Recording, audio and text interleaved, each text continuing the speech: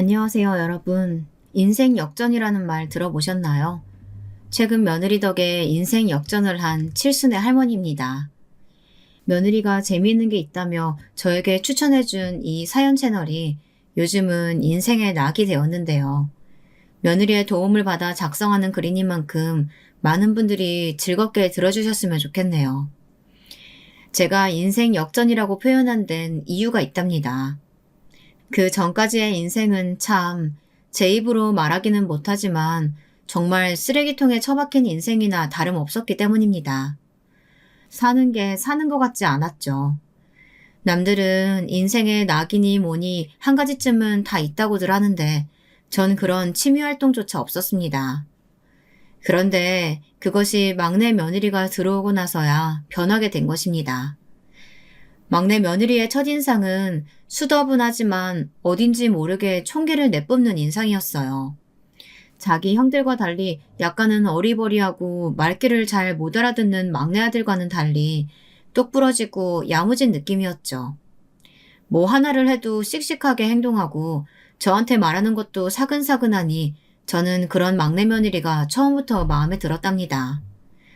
게다가 막내 며느리에겐 사연이 하나 있었는데 그 사연을 듣고 얼마나 마음이 아프다 못해 아렸는지 모릅니다. 그저 밝고 씩씩해 보이기만 했던 막내 며느리가 15살에 부모님 두 분을 한꺼번에 교통사고로 여의었다고 하더군요. 사실 그 나이에 부모님 두 분을 잃는 고통이 어떤 것인지 저는 알 수 있었어요. 왜냐하면 저 역시 어린 나이에 부모님을 잃고 친척집을 오가며 자랐거든요. 밥 한 술을 떠도 친척들의 눈치를 보아가며 사는 삶은 겪어보지 않으신 분들은 모를 겁니다. 어린 나이에 뜻하지 않은 상처도 받게 되고 때론 그 상처가 골마 마음의 병이 되기도 합니다. 제가 막내 이모네 집에 있었을 때 저를 그렇게 구박하시고 자기 애들만 이뻐라 하시는 탓에 그야말로 찬밥 신세로 지내야 했는데요. 아직도 그때의 냉기가 선합니다. 얘, 너 진숙이, 우리 애들이 먹을 거 먹었니? 아니요, 저 아닌데요. 아니에요. 저번부터 자꾸 저 의심하시는데 전 그러지 않아요. 그런 도둑질 안 한다고요. 네가 아니면 그럼 누구겠어? 그럼 왜 저 누룽지들이 쥐도 새도 모르게 없어지냔 말이야. 이게 걷어준 걸 고마워는 못할 망정 도둑질이나 하고 자빠져 있어. 너 혼 좀 나봐야겠구나. 오늘은 주방에서 가서 쳐자. 방구석으로 기어들어올 생각하지 말고. 원래도 제자리는 없었지만 그렇게 쫓겨나고 나면 정말이지 더없이 혼자라는 기분에 돌아가신 부모님을 그리워하곤 했습니다. 그래서인지 저는 막내 며느리를 보자 더럭 눈물이 나더군요. 저도 모르게 처음 보는 며느리의 손을 덕석 붙잡고 그랬답니다. 너무 고생했다고, 너무 힘들었겠다고요. 막내 며느리는 약간 당황한 기색이었지만 곧이어 제 손을 마주잡으며 고맙다는 말을 속살거렸습니다. 어쩐지 그 애와 저의 어린 시절이 맞닿아 있는 것 같았죠. 그때 그렇게 저는 막내애까지 장가를 보내고 난 후 조금은 허탈하고 시원섭섭한 기분으로 집에 있었는데요. 막내 며느리는 그런 제 기분을 알곤 종종 안부 인사도 오고 저녁거리를 사들고 왔다며 거리낌 없이 방문하더군요. 사실 요즘엔 며느리들이 시어머니 무섭고 싫어서 일부러 거리 둔다는 말도 있지 않습니까? 근데 막내 며느리는 그런 게 일체 없었어요. 저를 외면하지도 않고 살뜰히 챙겨봐준 유일한 사람이라고 해도 과언이 아닐 겁니다. 어머님, 저 왔어요. 제가 너무 자주 오는 건 아니죠. 그래도 어머니 좋아할 거 생각하니까 그냥 지나칠 수가 없더라고요. 얼른 밥만 차려서 같이 먹어요. 오늘은 아버님도 없이 혼자 있으시는 날이니까 제가 더 오래 있다 갈게요. 아이고, 이렇게 오지 않아도 된대도. 고맙구나, 참. 그나저나 가깝지도 않은 거리인데 택시라도 타고 오지 그랬어. 택시라뇨. 저희 집 코앞 버스 정류장에서 쭉 타고 오면 한 번에 오는데요. 창밖 구경도 하고 바람도 쐴 수 있어서 좋은걸요? 아기 갖기 전엔 이렇게 어머니와 오래도록 같이 있고 싶어요. 당시엔 저도 이렇게 쭈글쭈글한 노인네가 아니고 기운이 나름 팔팔했으니 며느리와 같이 밥도 차려 먹고 나가서 산책도 하며 여유 시간을 보내고 오곤 했답니다. 그 시간이 참 낙이라면 낙이었죠. 저도 모르게 우리 막내 며느리 언제 오려나 이렇게 기다리게 되었으니까요. 솔직히 말하면 막내 며느리를 제외한 첫째, 둘째 며느리들은 어딘지 모르게 제가 더 불편함이 느껴지는 며느리들이었어요. 친정이 부유해서 늘 비싼 옷과 가방으로 도배해서 시댁에 오는 첫째 며느리는 일단 집안일 하는 거 자체를 굉장히 싫어했어요. 제가 명절 음식도 하나하나 만들어 놓아야 했고요. 둘째 며느린 둘째 아들처럼 같은 의사였는데 항상 바쁘다는 이유로 명절을 다 지내고 나서야 시댁에 들러 밥 한 끼 먹고 가는 게 전부였답니다. 그마저도 어머니, 죄송한데 저희 이만 그만 가봐야 돼서요. 이렇게 말하며 자리를 뜨곤 했어요. 그토록 잘난 며느리들이었으니 왠지 그 앞에선 귀도 못 추리고 맥도 못 추리는 게 저란 사람이었습니다. 시어머니란 사람이 이런다 하면 바보 같다 보실 분들도 있으시겠지만 저는 워낙에 소심하고 남들에겐 죽어도 나쁜 말 못하는 답답한 사람이었으니 며느리들이 더 어려웠어요. 그런 첫째, 둘째 며느리들과 달리 살뜰하게 저를 돌봐주는 막내 며느리였으니 얼마나 고맙고 기특했겠어요. 어머님, 저는 이런 말 그렇지만 저는 어머님이 꼭 저희 엄마 같아요. 친정엄마요. 기억 속에서도 이미 희미하신 분이지만 저희 엄마가 하늘에서 저를 위해서 어머니를 내려주신 게 아닐까요? 그렇게 가끔 생각해요. 그 정도로 어머님은 제게 소중하신 분이에요. 가끔은 이런 말을 하며 저를 감동시키고 눈물 짓게 만들곤 했답니다. 막내 며느리 역시 저와 아주 유사한 어린 시절을 가지고 있었어요. 눈치 빠르고 사람들 기분에 잘 맞추는 것도 그때 하도 눈칫밥을 먹어 그렇게 된 것이라고 하며 웃어 보이는데 가슴이 참 아프더군요. 나야말로 네가 반갑고 기특하다. 너와 인연이 된 게 내 인생에선 참 행운이고 복이라고 생각해. 뭐든 도울 테니까 어려워 말고 말해. 알았지? 엄마라고 생각하고 말이야. 그때 저를 엄마라고 생각하라고 한 말은 제 딴엔 큰 용기였답니다. 괜히 주책을 떠는 게 아닐까 염려했는데 다행히 막내 며느린 그 말에 감격한 표정으로 저를 꼭 껴안더라고요. 정말 그렇게 엄마라 생각해도 되냐면서요. 사실 당시 그 말에 함께 껴안고 울고 싶은 마음을 꾹 눌렀어요. 전 사람이 참 그립고 애틋했습니다. 물건이나 던져대며 집구석에 있는 옆에 내라고 저를 끊임없이 비하하는 남편. 나이가 들어서도 저를 구박하지 못해 안달인 시어머니. 연락 한 통 하려 해도 바쁘다며 끊어버리는 무심한 자식들. 젊었을 땐 자식들을 힘겹게 키우면서 그래도 이 자식들이 크면 내게 어느 정도 효도를 할 거라 굳이 거창한 효도까지는 아니더라도 어미의 마음을 알아줄 거라고 생각했습니다.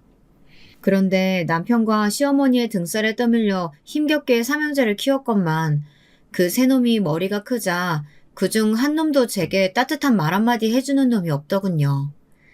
자기 대학 가기 바쁘다고 고등학교 때부턴 쳐다도 보지 않는 첫째부터 의사가 되어야 하기에 시간이 없다고 하는 둘째 놈. 그나마 제게 조금 연민을 느끼고 가끔 밥 먹었냐 물어봐주는 놈이 셋째였습니다. 엄마, 형들은 엄마 생신인데 전화도 안 해요? 너무하네 참. 아니야. 네 형들이 요즘 다들 바쁜 것 같더라. 괜히 연락해서 형제간에 분란 일으키고 그러지 말아라. 형들도 마음으론 엄마를 고맙게 생각하고 있을 거야. 아니에요, 엄마. 엄마 생각과는 달라요. 형들은 엄마 고마운 거 코빼기도 모른다고요. 엄마가 젊은 시절 아버지한테 그렇게 맞고 매일 피멍든 얼굴로 밥 해줬어도 그거 당연하게 받아먹으면서 아버지한테 아무 말도 안 했잖아요. 아버지한테 대항한 건 나밖에 없어요. 엄마 어쨌든 이제 엄마도 나이 드셨으니까 엄마 마음 가는 대로 사셔요. 난 엄마가 이혼한다고 해도 말리지 않아요. 무슨 갑자기 이혼이야. 너 장가도 안 갔는데. 됐다. 쓸데없는 소리 말고 너 건강이나 생각해. 무리해서 일하지 말고. 알았어? 그나저나 여자친구 언제 보여줄 거야? 보여드릴게요, 곧. 엄마도 좋아하실 거예요. 당시 막내놈이 장가를 가기 전이었으니 저런 대화가 오갔지만 그랬던 막내놈조차 어느 순간부터는 제게 회사 일이 바빠졌다며 소홀해져 버렸습니다. 그러니 그런 처지의 저에겐 그나마 결혼 후 들어온 막내 며느리만이 하늘의 담비와 같았죠. 그리고 그런 며느리에게 뭐라도 해주고 싶었어요. 저는 조금 안달이 나 있었던 것 같아요. 그러던 어느 날 막내 며느리의 생일날이 다가왔고 뭐라도 사주고 싶어서 고민하다가 백화점에서 물건을 하나 샀습니다. 사실 마음이야 보석 달린 목걸이니 반지 이런 것들도 해주고 싶었지만 모든 경제권을 쥐고 휘두르는 남편이 알면 노발대발할 것이었기 때문에 그럴 수가 없었어요. 겨우 고민해서 사게 된 것이 작은 은팔찌였어요. 며느리의 가느다란 손목에 맞을 이쁜 팔찌였죠. 보자마자 마음에 찬 은팔찌는 그 자리에서 제 시선을 빼앗아 버렸고 며느리가 기뻐할 모습을 생각하니 가격대가 높다는 것도 망각하고 바로 계산대에 올려버렸어요. 하지만 그것이 남편 눈에 걸리고 말면서 그날 사단이 일어나 버렸죠. 더욱 참혹하고 비참한 건 그 모습을 자식 부부까지 보게 된 것이었고요. 집구석에 있는 예판내가 할 게 뭐가 있다고 이 돈을 써? 너 내가 경고했지? 내 돈 함부로 쓰지 말라고. 네가 뭔데 내 돈을 아무렇게나 긁어대면서 사치질을 하고 있어. 그럴 주제가 된다고 생각하는 거야? 그럴 시간 있으면 밥이나 제대로 해. 내가 좋아하는 진밥이 아니잖아. 그리고 그거 당장 환불해오고. 저기요 여보. 이거 얼마 안 해요. 우리 며느리 생일인데 내가 시어머니잖아요. 하나쯤은 해주고 싶어요. 허락해줘요. 네? 내가 지금까지 당신한테 뭐 못한 거 없잖아요. 삼시세끼 당신이 원하는 따뜻한 밥에 다림질한 깨끗한 옷에 당신 어머니 똥오줌 받아내는 수발까지 드는데 이거 하나쯤은 허락해줄 수 있잖아요. 그 입 못 닥쳐? 역시 당신은 그 주둥이가 문제야. 나이가 들어도 어쩜 그렇게 그 주둥이를 닥치지 못하고 나불나불거릴까? 젊은 적 나나 우리 어머니한테 그렇게 개처럼 맞은 것으로는 성이 안 차? 그래서 그러냐? 남편은 잔뜩 화가 나버렸습니다. 남편은 다혈질이었어요. 한번 눈이 돌면 보이는 게 없는 사람이었고 그게 남편의 치명적인 단점이었습니다. 남편은 옆에 있던 휴지각을 집어 제게 던지더니 그 다음엔 골프채를 집었습니다. 남편 손에 들린 흉악한 무기를 보자 저도 모르게 몸이 움츠러들었어요. 살려달라는 소리가 입속에서 제멋대로 흘러나오고 있었습니다. 당신은 처맞아야 돼. 어딜 도망가? 일로 와. 감히 며느리 선물 하나 사겠다고 나한테 말대꾸나 하고 내가 열심히 일해서 벌어온 돈을 흥청망청 써버릴 생각을 해? 네가 지금까지 이 집안에 일조한 게 뭐냐? 자식을 제대로 길렀어. 아니 우리 어머니를 제대로 돌봐. 제대로 뭐 하나 한 것도 없으면서 어디서 생색을 내려고 해? 나 할 만큼 했어요. 할 만큼 했다고요. 제발 그만해요. 네? 짐에 걸린 시어머니의 똥오줌을 받아내고 젊은 시절 남편 말 맞다나 개처럼 맞으면서까지 남편 내조한답시고 평생 남편 자식만을 바라보며 살았는데 도대체 제가 뭘 잘못한 걸까요? 본능적으로 살려달란 소리가 나왔지만 마음은 너무도 괴롭고 수치스럽고 비참했습니다. 그때 초인종 소리와 함께 문을 두드리는 소리가 들리더니 이 광경을 아들 부부가 목격하고 말았어요. 저희가 나오지 않자 무슨 일이 있다고 생각한 건지 열쇠 문을 따고 들어온 것인데요. 다름 아닌 막내 며느리 부부와 둘째 부부였습니다. 둘째 부부는 저에게 반찬을 받아먹고 있었는데 그걸 받으러 온 모양이었고 막내 부부는 제가 부른 것이었어요. 둘째 부부는 저를 보자마자 작게 한숨을 푹 쉬더니 얼굴을 옆으로 돌리더군요. 의사라는 아들이 피를 질질 흘리고 있는 저를 보았으면 적어도 일으켜 세우거나 다친 데는 없냐고 물어봐야 했는데 둘째 아들은 심지어 약간 한심한 얼굴로 저를 바라보고 있었습니다. 그 눈빛에 저는 그만 더 서러워져 눈물을 뚝뚝 떨구고 말았네요. 그때 나서준 것이 막내 며느리였답니다. 아버님, 뭐 하시는 거예요? 지금 우리 어머님을 설마 때리신 거예요? 아버님, 이거 번제예요. 어머님 때리실 데가 어딨다고 이렇게 막무가내로 그러실 수가 있어요? 제가 이 사람한테 듣긴 했다만 정말 아직까지도 이러실 줄은 몰랐네요. 어머니, 일단 응급실로 가요. 아까 크게 넘어지는 소리 들리던데 머리 다치셨을지도 모르잖아요. 얼른 병원으로 가요.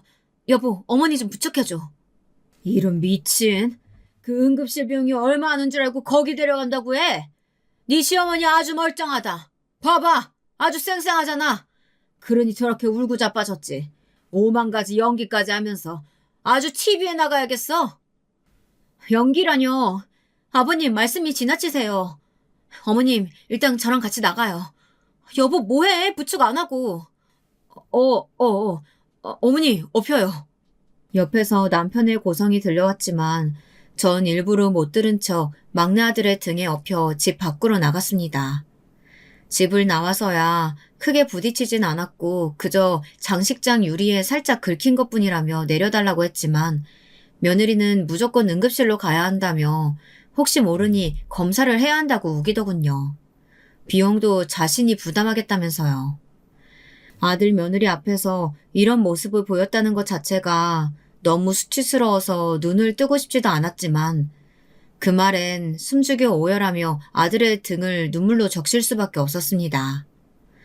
남편의 이런 공격적인 성향은 젊었을 적부터 시작되었습니다. 시집 오기 전에 그저 조금 잘 노는 동네 오빠 정도였지 이런 성향이 있는 줄은 전혀 몰랐어요. 저를 맡아주신 친척분께선 집안에 돈이 없다며 얼른 저를 시집 보내려 드셨기에 더 성급하게 결혼을 추진하게 되었고요. 예, 너 꼭 그 남자한테 시집 가야 한다. 내가 마을 사람들 이야기 들어보니까 아주 잘 사는 집안에다가 그 시어머니 되실 분도 성품이 좋다고 하시더라. 여기 성당 나가시는데 성당 같이 다니시는 분이 그런 말을 하대. 차마 며느리감 찾는다고 하는데 내가 네 이야기를 바로 해버렸지 뭐야. 정말요? 정말 괜찮은 사람이에요? 집안도 중요하지만 사람도 중요하잖아요. 그 오빠 조금 무서워 보이던데.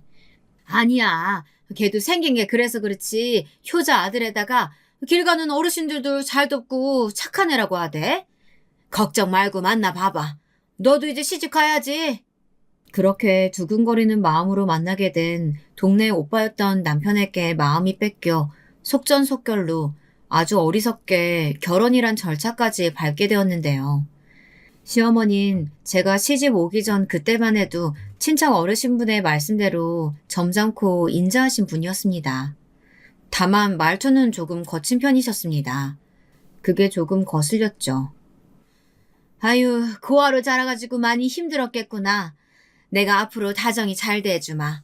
이제 우리 한 식구잖니? 넌 잊을 친정도 없겠지만 이제 시댁에 들어왔으니까 완전히 시댁 사람이 되어 살아라. 네 남편 나한테 충성 다해 봉사하고. 알았지? 그게 여자의 가장 큰 보람이자 도리인 거야. 나도 그렇게 해서 우리 시어머니한테 예쁨 많이 받고 친딸처럼 자랐단다. 나중에 보니 시어머니의 마지막 말은 철저한 거짓말이었죠. 앙숙도 그런 앙숙이 없었으니까요. 하지만 그때 양아치 같던 자기 아들을 어디론가 장가는 보내야겠는데 자기 시중도 잘 들어주고 맹해 보이는 여자애를 찾던 중 마땅히 그런 여자애가 나타나지 않아 크게 골치를 앓았다고 하셨으니 못 꾸밀 거짓말이 없었죠. 전 그렇게 희상양이 되어 팔려가듯 시집을 가서 줄줄이 애만 낳고 살았습니다. 그리고 그 외 남편이 벌려놓은 일들은 입 밖에 내기조차 싫은 것들입니다. 그러던 어느 날 처음으로 남편의 성향을 알게 되었어요. 자기의 담배 재떨이를 마음대로 바꿨다면서 저한테 재떨이를 던지려고 하더라고요. 품에 아이를 안고 있었는데 말입니다. 이 정신 나간 년아, 너 내 물건에 함부로 손대지 말랬지? 그냥 청소만 하라고 청소만. 왜 버리고 지랄이야? 누가 새 거 갖고 싶대? 너 나 무시하냐? 네 남편 무시해? 돈 한 푼 없이 몸만 덩그러니 왔으면 애나 순풍순풍 잘 낳고 우리 엄마나 잘 모실 것이지. 어디서 안주인 행세야. 그때 너무 놀라 숨이 쉬어지지 않았습니다. 연애 기간이 긴 것도 아니었지만 짧았던 2달간 저에게 그리 달콤한 말을 해대던 남편이 그런 모습으로 돌변해버린 것이 젊은 저에겐 충격이었습니다. 여보, 때리지 말아요. 내가 잘할게요. 네? 때리지 말아요, 여보. 제발. 우리 아이도 보고 있잖아요. 당신 아빠잖아요. 다음 날 시퍼런 멍자국을 한 얼굴을 하고 밥을 안 치고 식탁에 수저를 놓는데 시어머니는 그 모습을 보고 피식 웃었습니다. 남편의 누나였던 시누이는 혀를 차며 바보 같다는 말을 궁시렁거렸고요. 그 말을 모두 듣고도 참았습니다. 한 귀를 듣고 한 귀를 흘리며 칭얼대는 갓난 아기를 꼭 껴안았습니다. 있잖아, 올케. 올케는 밥을 너무 맛없게 하는 경향이 있어. 이러면 내가 힘이 나서 공부할 맛이 나겠어? 나 요즘 시험 준비 중인 거 몰라? 올케가 앞으로 밥은 더 신경 쓰도록 해. 알았어? 네, 형님. 으유, 그거 하나 못해가지고 너는 네 신우한테 그런 말을 듣냐? 내가 전에도 그랬지? 여자가 남편하고 시댁 사람들한테 잘해야 그게 여자의 가장 큰 보람이고 도리라고. 너는 애초부터 글러먹었다. 글러먹었어. 엄마, 누나, 이 사람 배운 게 없어서 그래요. 생각해보세요. 부모도 없었는데 뭘 배우고 자랐겠어요. 그래, 그건 그렇다.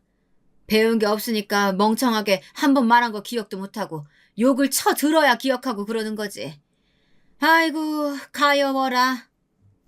그런 대화로 아침 식사를 여는 집안이었습니다. 저는 그 집안의 충실한 하인이자 시녀였고요. 시어머니 말 맞다나 복종하고 봉사하는 그런 사람이요. 그 시절 스스로도 제 처지가 참으로 한스러웠지만 그럼에도 자식이 있었기에 버틴 것 같았습니다. 그때 제 자식이 외려 할머니가 나쁘다며 시어머니를 막아주고 시누이를 무안주고 그랬었거든요. 시어머니도 아이들이 크니 그런 행동은 조금씩 알아서 줄이는 모양새셨고요. 게다가 시누이가 결혼하여 독립해 나가고 남편이 당시 사업이다 뭐다 하여 매일 바쁘게 돌아다녔으니 저는 집안에서 애들 키우기만 열심히 하고 살게 되었습니다. 오히려 이렇게 시댁 사람들이 각자 일에 바쁜 게 저에겐 유일한 평온이고 평화였어요. 만약에 한 명이라도 시간이 남아돈다면 시비를 걸어대고 제 존재 자체를 비웃어 댈 테니까요. 하지만 그 와중에도 남편은 또 다른 방식으로 제 속을 썩게 됐습니다. 남편이 어느 날 젊은 여자를 데리고 오더니 저보고 침실 아닌 거실 바닥에서 자라고 하더라고요. 무슨 말이에요? 이 여자는 또 뭐고요? 당신은 잠깐만 거실에 나가 있어. 잠깐만이야. 잠깐만을 강조하는 남편의 말이 이상하고 상황도 기가 막혔지만 그 여자를 보니 더 말문이 막혔습니다. 그 여자의 배가 한껏 나와 있었거든요. 누가 봐도 막달의 임산부였어요. 설마 이 뱃속의 아이가 남편의 애인 건가?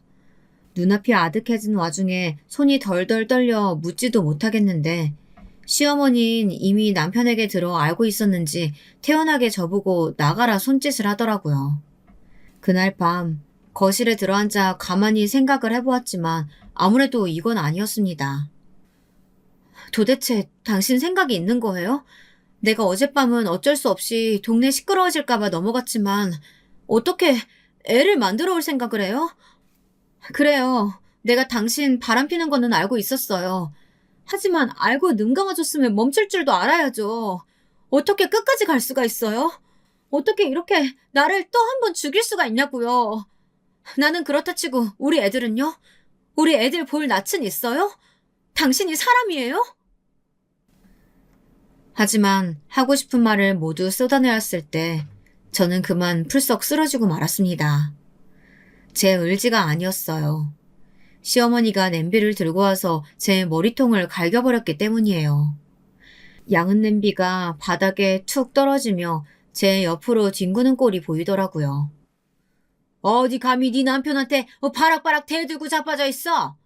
야, 네 남편이 어디서 애를 낳았다 쳐도 그냥 입 닥치고 가만히 넘어갈 일이지? 누가 이 애 키운대니? 이에 쥐도 새도 모르게 고아원에 보내버릴 거야. 아님 저 여자가 키우게 하든.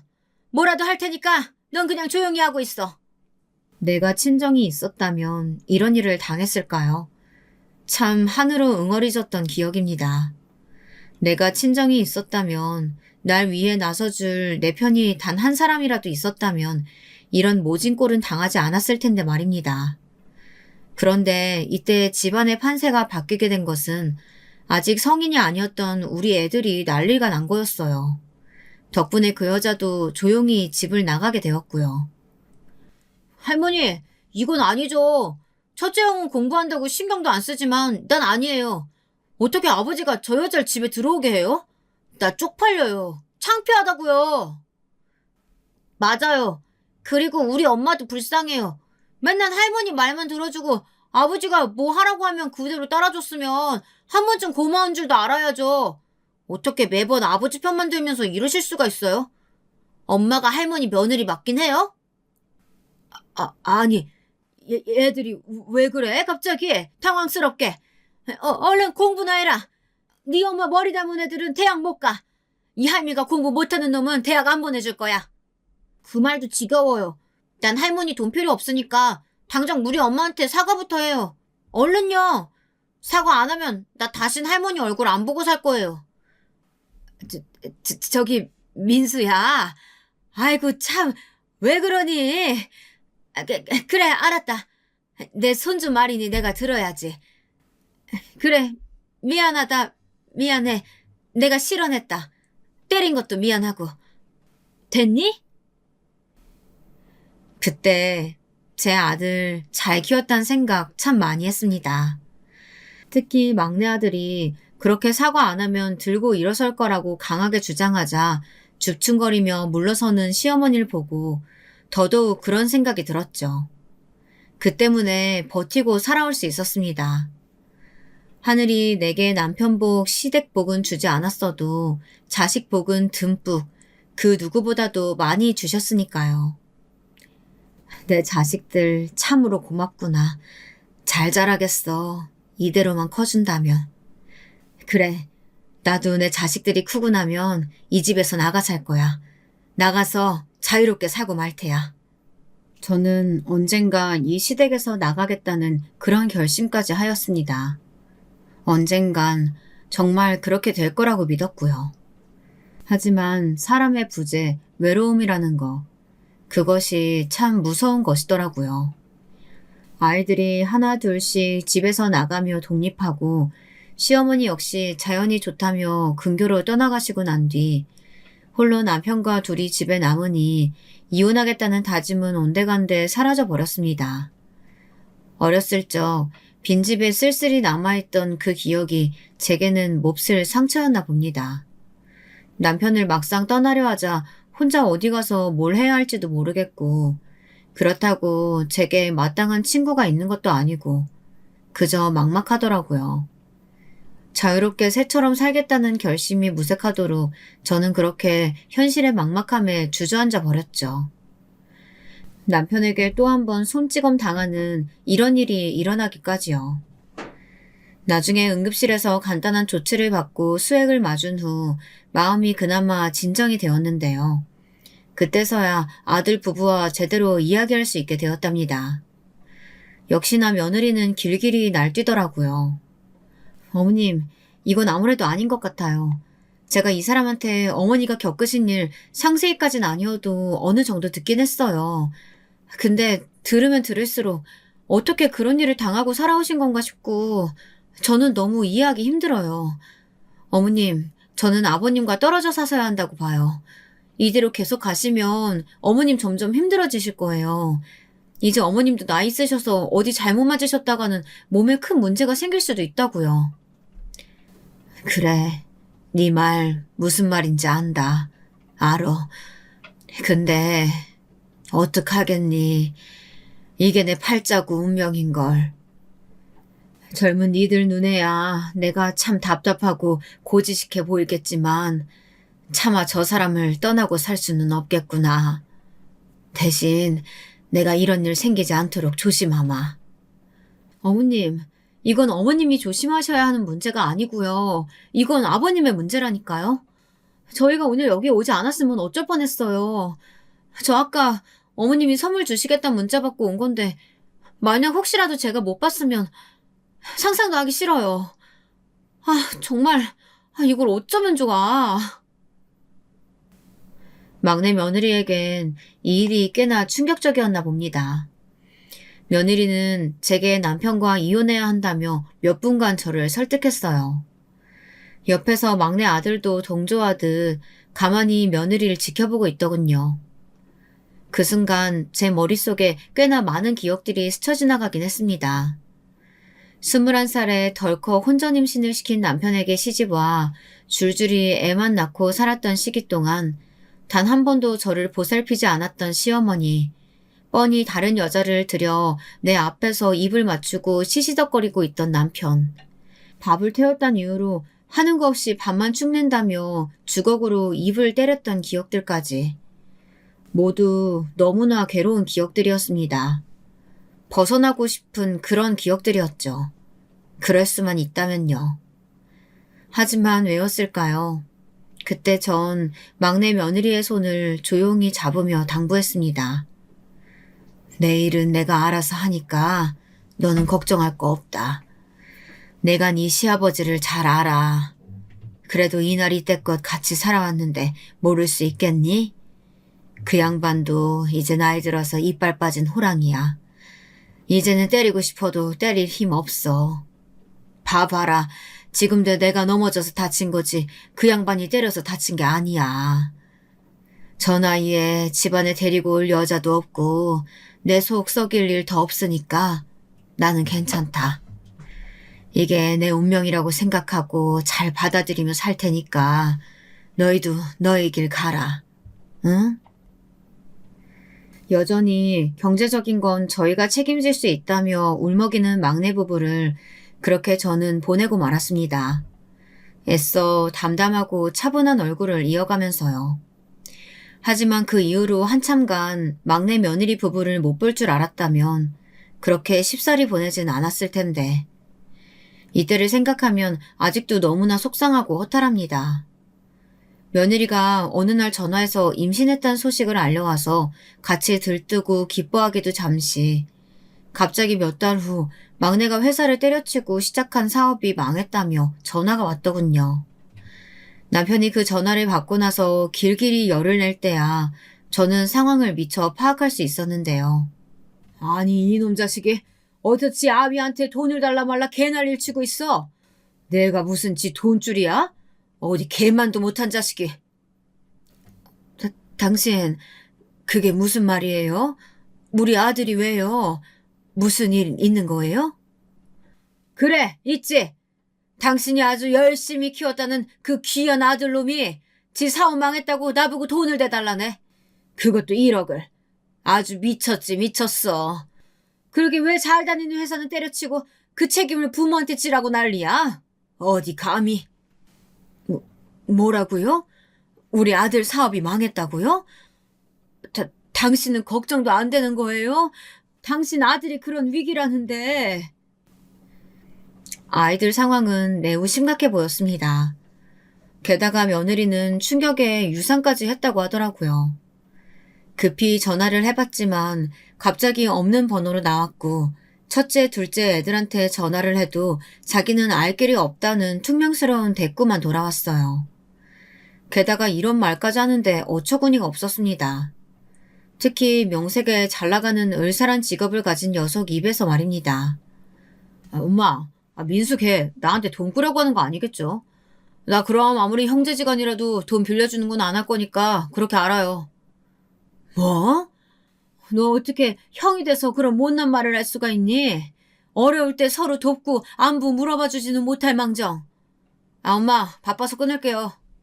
막내 아들 부부가 그렇게 연락도 끊긴 채 잠수를 타고 애들이 죽었는지 살았는지 생사 확인도 안 되는데 남편은 태평하고 나머지 형들이란 자식들도 마찬가지였어요.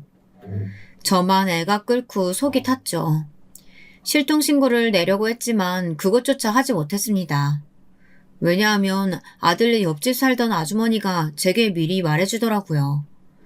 아들이 혹여나 엄마가 찾아오면 찾지 말아달라고 전해달라고 했다고요. 빚쟁이들을 피해 도망간 거니 그렇게 해달라 부탁했는데 생사의 소식을 알 수 있음에 안심이 되는 한편 가슴이 찢어질 듯 아파왔습니다. 마지막 나를 업고 뛰었던 막내 아들의 숨소리와 제 손을 잡아주며 남편에게 벗어나라 말했던 막내 며느리의 눈빛이 선연했어요. 그 아이들이 꿈속에도 자주 나왔습니다. 하지만 잡으려 하면 도망가고 보일까 하면 사라지는 그런 꿈이었어요. 자고 일어나면 항상 눈물이 잔뜩 고여 있었습니다. 남편은 그럼 옆에서 그런 저를 보며 예전 시누이가 그랬던 것처럼 혀를 쯧쯧하며 그러더군요. 아니, 빚쟁이 피해 도망가서 살고 있는 자식 며느리가 뭐가 걱정되는 건데? 너는 걱정도 팔자다. 그 걱정할 시간 있음 나가서 밥이나 해. 하여튼 쓸데없이 아침부터 기분 잡치게. 눈물이나 쳐흘리고 말이야. 남편은 여기에 이어 비아냥까지 해댔습니다. 자식 잘 키웠다고 뿌듯해하더니만 꼴 좋다면서요. 어떻게 저 사람이 아버지일 수 있는 걸까요? 저한테 하는 건 무식하고 뻔뻔한 기질 못 버려 사람이 영 망해버린 거라고 쳐도 어떻게 자식한테까지 저리 매정할 수 있는 건지 말이죠. 그때부터 아마 제 속에선 천천히 불이 붙기 시작한 것 같습니다. 그리고 전 그때 남편에게 처음으로 제 소리를 내었습니다. 당신 말 조심해요. 내 아들이고 내 며느리예요. 내 식구가 그리 힘들게 살고 있다는데 그렇게 말하는 당신이 비정상이라고요. 그러니 막말하지 말아요. 적어도 내 앞에선요. 알아들었어요? 남편은 곧바로 흥분하여 잔뜩 얼굴이 벌개졌지만 당당히 문을 닫고 집 밖으로 나가버렸답니다. 그 후 전 오매불망 절을 다니며 아들 부부만을 기다렸어요. 그리고 그러던 어느 날 그토록 기다리던 아들 부부 소식이 들려왔습니다. 바로 사라진 그날부터 5년 후였습니다. 아들 부부가 조용히 제게 연락을 했는데 저만 보자고 하더군요. 의아하긴 했지만 일단 조용히 저만 움직여서 그곳으로 향하게 되었습니다. 어머님, 너무 보고 싶었어요. 그동안 잘 지내셨죠? 오랜만에 본 며느리와 아들의 행색은 참으로 초라했습니다. 잘 먹지도 못했는지 며느리 얼굴이 너무 많이 상해 있었어요. 아이들은 작은 고시원에서 식당이며 공장일이며 닥치는 대로 뭐든 하면서 그렇게든 겨우 살아가고 있다고 했습니다. 하지만 아직 빚은 갚지 못했다고 했어요. 자기를 쫓는 빚쟁이들이 있기에 조용히 저만 보자고 했다고 하고요. 엄마, 아직 빚은 다 갚지 못했어요. 그래도 언젠간 꼭 갚아서 당당하게 엄마 앞에 나타날 테니까 조금만 지켜봐 주세요. 그래, 그럼 당연히 그럴 거다. 엄만 기다릴 거야. 그나저나 미니 넌 얼굴이 너무 상했구나. 힘들지? 괜찮아요, 어머님. 사실 어머님이 너무 보고 싶어서 몇 번이나 연락하고 싶었는데 괜히 제가 걱정만 끼쳐드리는 것 같아서 쉽사리 못했어요. 어머님이 해주시는 그 김치가 얼마나 먹고 싶었는지 몰라요. 장조림도. 참 많이 생각나고요. 아이들은 어찌나 모진 고생을 했는지 약간은 둘 다 눈빛이 퀭해 보였습니다. 일단 저는 급한 대로 준비한 돈을 아이들 손에 넣어주었어요. 놀라는 눈빛으로 보는 아이들에게 제가 몰래 모아둔 비상금 같은 거니 써도 된다고 말했습니다. 실제로 그 돈은 정말 제 친척 어르신들이 돌아가시면서 작게나마 유산같이 남기신 돈이기도 했습니다. 이럴 때 아이들에게 쓰일 수 있어서 참 다행이더라고요. 저는 아이들이 사는 허름한 고시원 앞까지 눈물로 배웅을 하곤 다음날 급하게 장조림과 김치를 담가 고시원 아주머니에게 맡겼습니다. 그 안엔 며느리를 향한 편지까지 담았죠. 미니야, 처음 네가 들어왔을 때 그리 딸같이 살갑게 굴어 너를 내 복덩이라고 생각했었다. 그런데 너와 함께할 시간이 이렇게나 짧아질지 미처 상상도 못했구나. 내 아들 버리고 떠날 수도 있었지만 그러지 않고 꿋꿋이 옆에 남아 살아주는 네가 나는 참 안쓰럽고 그렇단다. 너희를 믿고 기다리고 있을 테니 힘내거라. 언젠가 살다가 힘들 때면 엄마를 꼭 찾아와. 엄마가 되어주겠다는 약속, 그것을 기억하며 적어내려간 편지였습니다. 그렇게 집으로 돌아와선 아이들을 만났다는 이야기는 절대 가족들에게 하지 않았습니다. 조심스레 연락하고 조심스레 만나며 가끔씩 돈을 주고 오곤 했습니다. 다행인지 불행인지 씁쓸하게도 아무도 사라진 막내 부부에게 관심이 없어 걸리지 않을 수 있었죠. 아마 남편이 제게 남겨준 유산이 있다는 걸 알면 당장 달려들었을 텐데 그것만은 반드시 막아야 했기에 조심하고 또 조심했어요. 그리고 묵묵히 기다렸어요. 어느덧 제 나이가 어느덧 칠순이 되었을 때였는데요.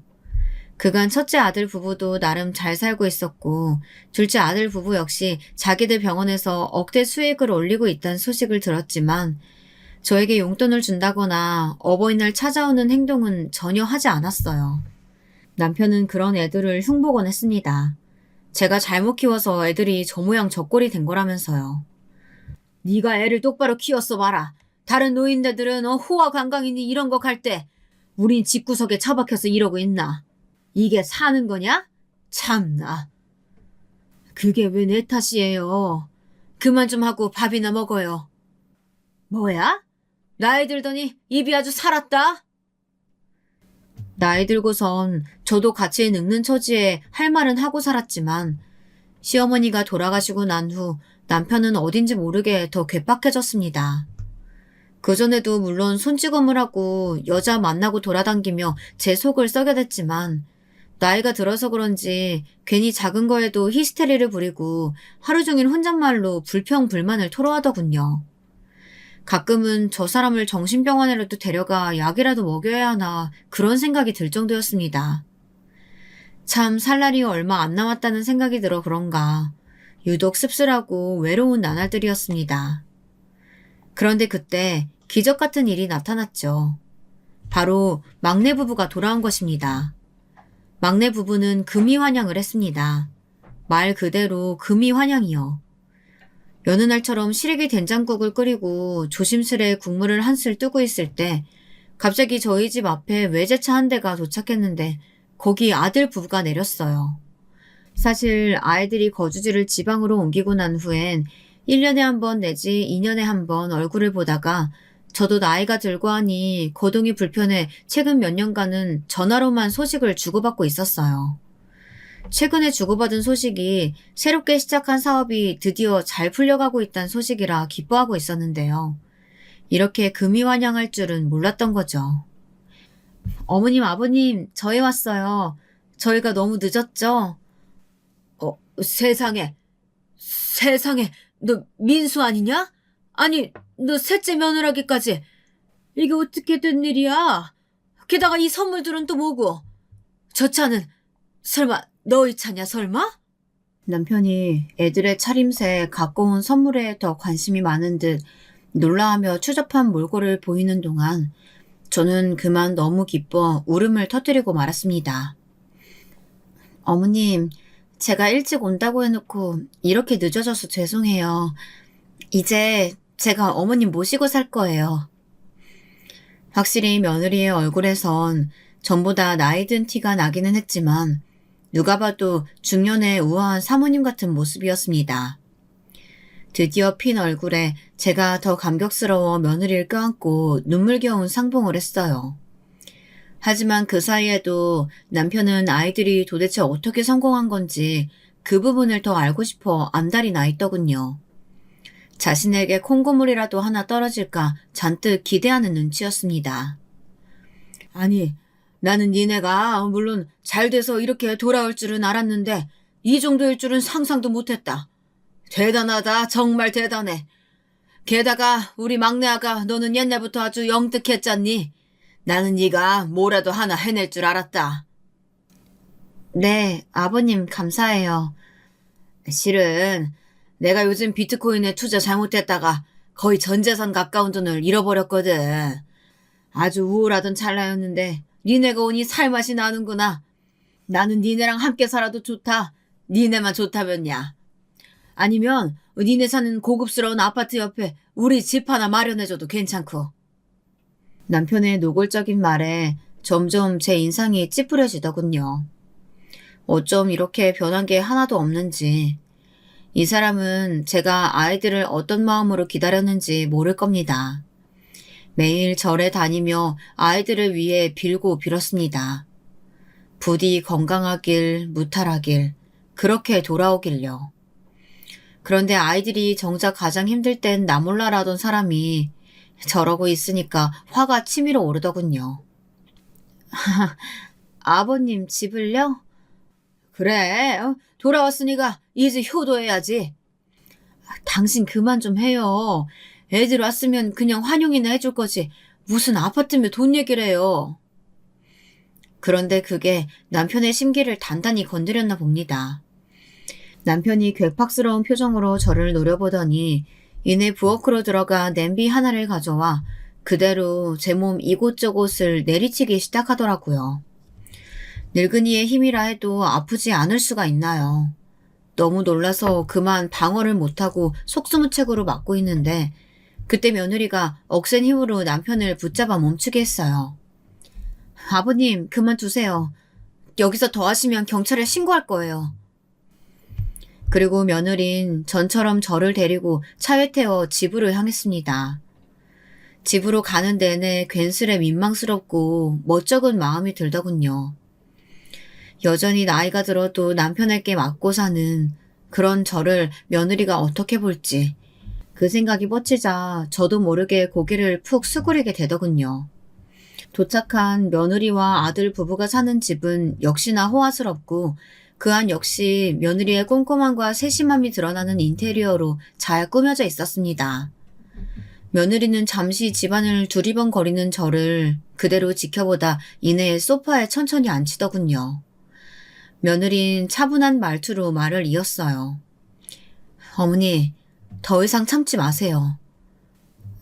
그래, 나도 참 그렇다. 오랜만에 만난 너희한테 이런 모습이나 보이고 싶었던 건 아닌데 많이 당황스러웠지? 어머니, 저희는 괜찮아요. 대신 어머님, 제가 아버님 버릇 고칠 방법 알려드릴 테니까 그대로 따라해 보실래요? 응? 방법? 무슨 방법? 아버님 돈 좋아하시잖아요. 돈을 이용한 방법인데요. 지금 집으로 가서 앞으로 어머님께 잘하면 제가 아버님께 10억을 드리겠다고 말씀하세요. 물론 아버님이 실제로 어떻게 하실진 집 안에 CCTV 설치해서 제가 보고 있다고 설명드리고요. 그렇게 돈으려 길들여 보세요. 이 방법 분명히 통할 거예요. 며느리는 씩 웃으며 일단 자기의 방법대로 한 번만 해보라고 하더군요. 저는 잠시 고민했지만 이 방법이 아니면 별 수 없을 것 같아 일단 고개를 끄덕였습니다. 사실 기나긴 시간 며느리와 아들 부부를 기다리는 동안 저는 여전히 시댁의 하인이자 종이었습니다. 남편이 밥 차리라면 밥 차리고 친구들 데려와 막무가내로 새벽에 술상을 차리라면 차리고 비트코인으로 전 재산 잃었다고 화풀이할 때에도 그 화풀이 대상이 되었고요. 나이가 들었어도 저는 자유로워지지 못하고 있었습니다. 며느리의 단호한 얼굴을 보니 이젠 제게도 어떤 결심이 서더라고요. 더 이상 이런 창피한 모습을 보이지 않기 위해서라도 달라져 보이기로 했습니다. 저는 집으로 가서 며느리의 말을 그대로 남편에게 전했습니다. 뭐? 10억? 진짜야? 막내 며느라기가 정말로 10억을 준대? 아니 그럼 무조건 잘해야지. 당신 뭐 하고 싶댔지? 저번에 뭐 읽고 싶은 책이 있다고 했나? 내가 그거 사줄게. 사러 가자. 남편의 태도는 완전히 바뀌었습니다. 그날 이후 저도 완전히 바뀌었죠.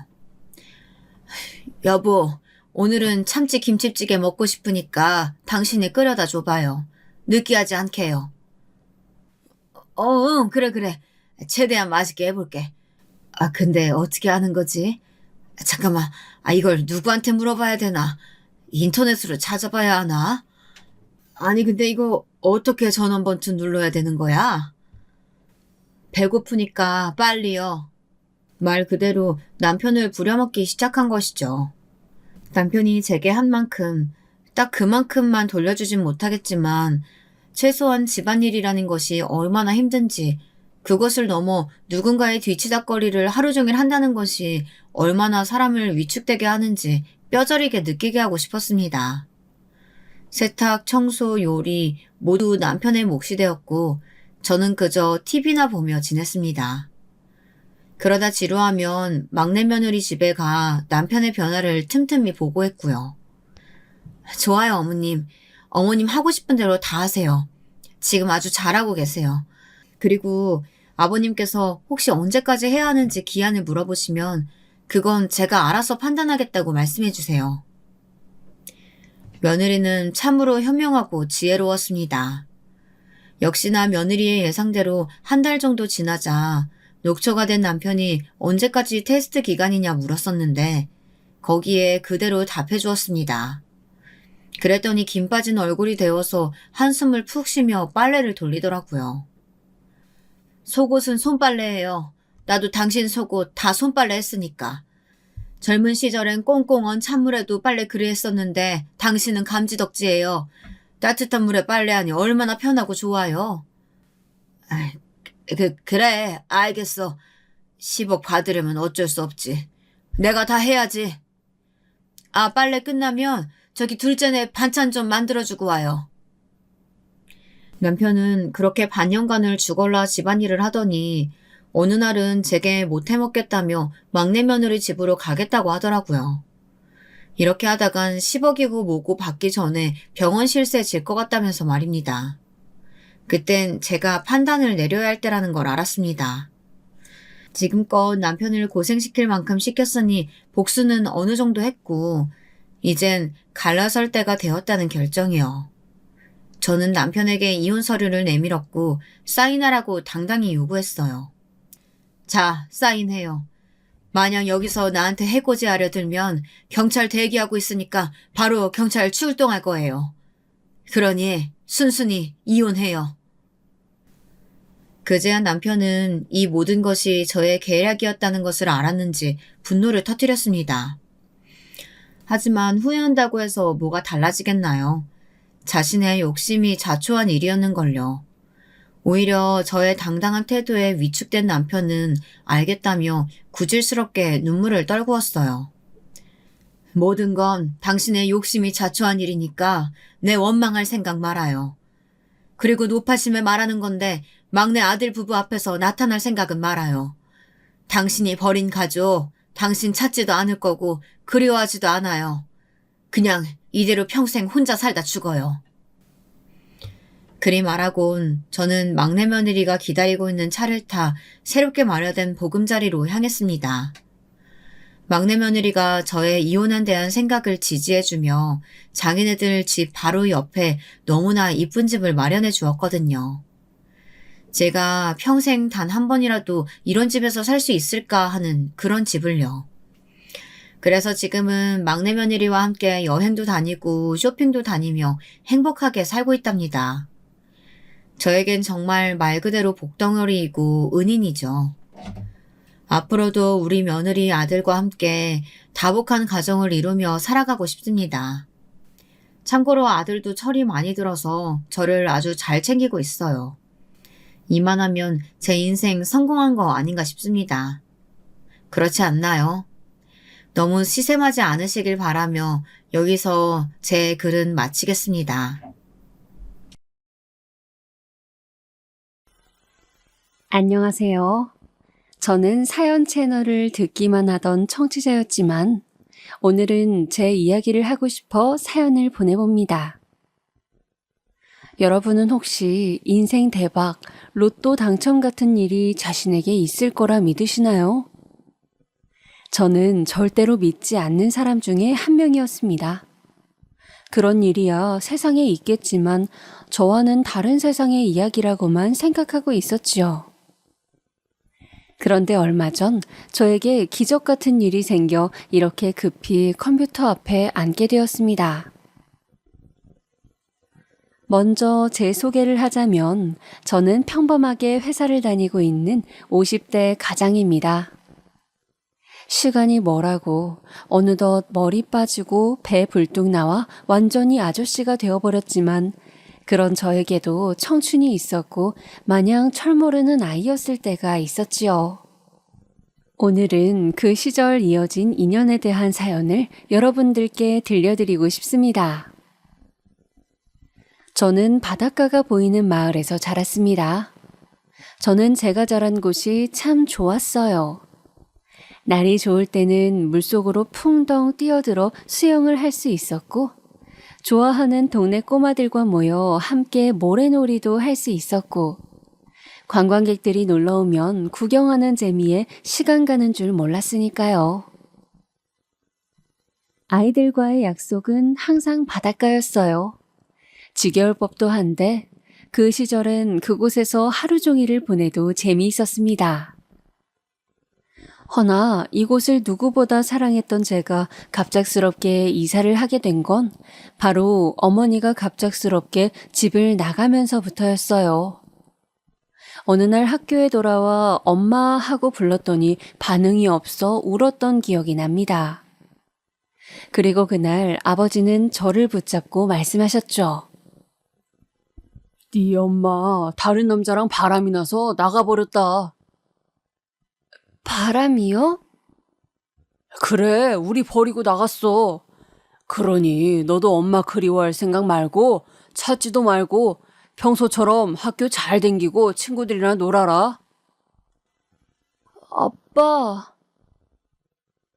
아빠의 그 한마디는 저에게 청천벽력과도 같았습니다.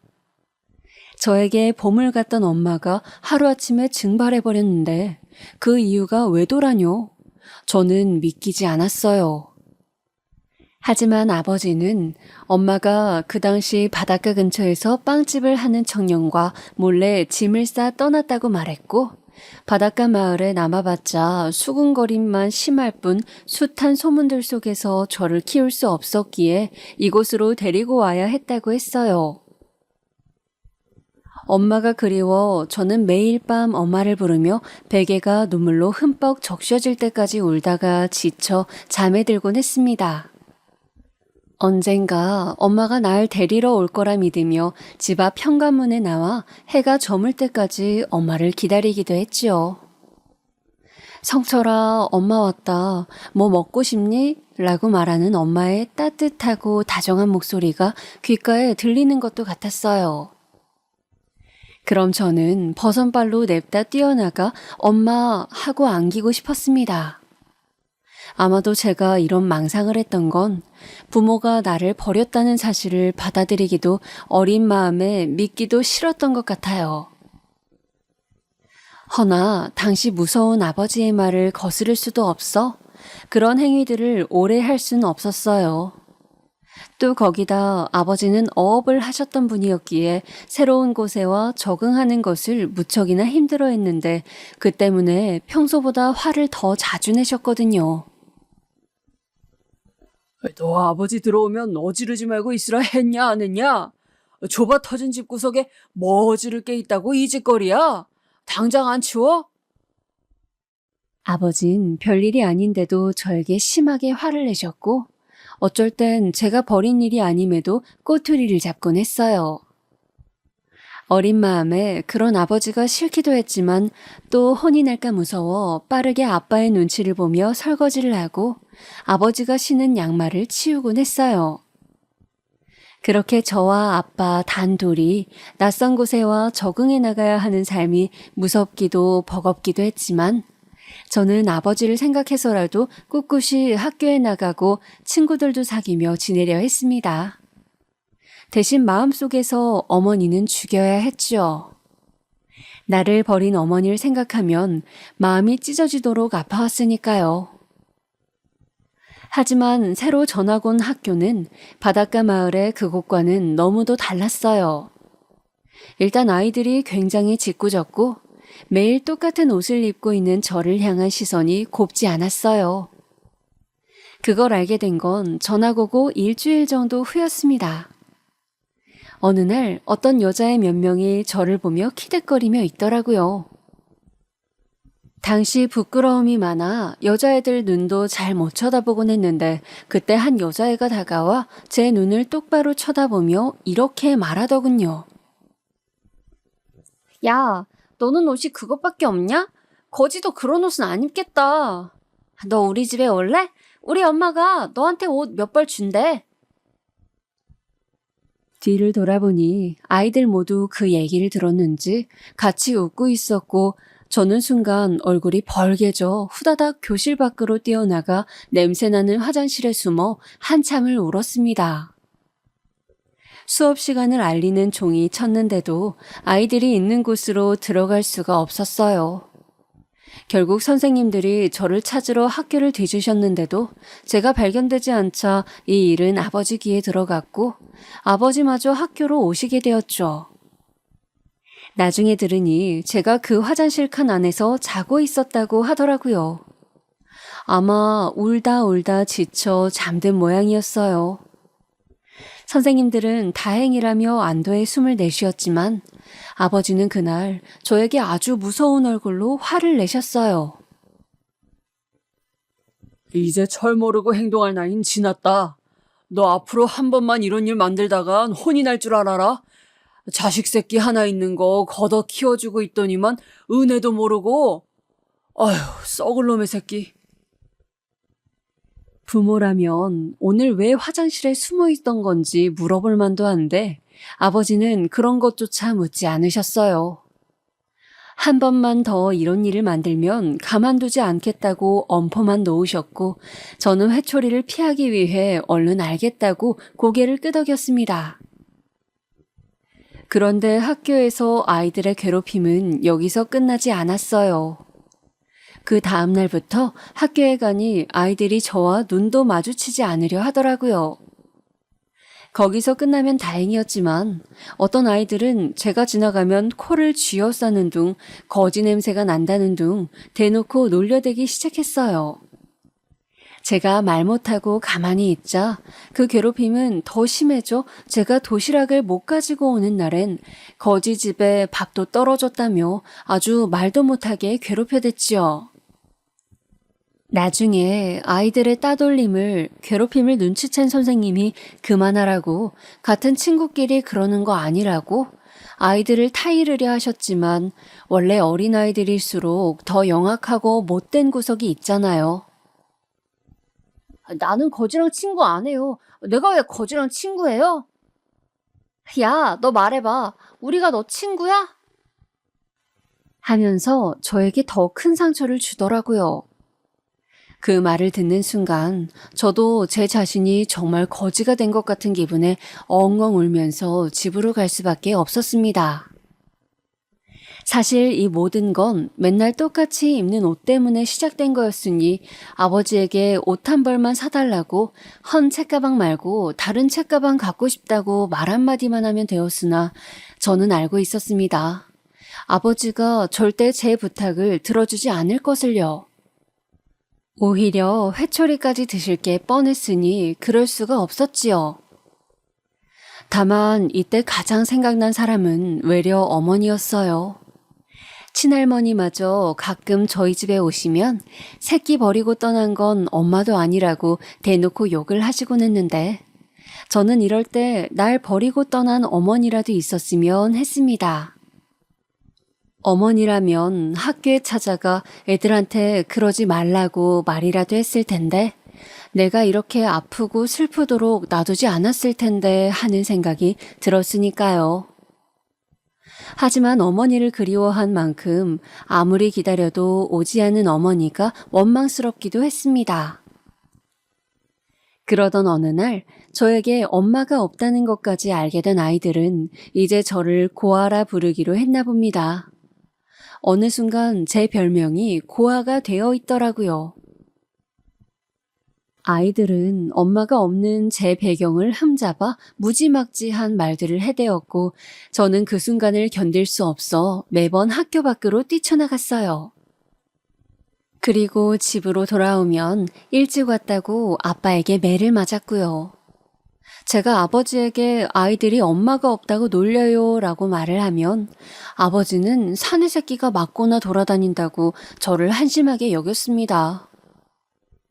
그렇게 아버지의 무관심 속에서 아이들의 괴롭힘 속에서 초등학교 시절을 보내다 보니 저는 점점 내성적이고 자존감 낮은 아이로 자라게 되었어요.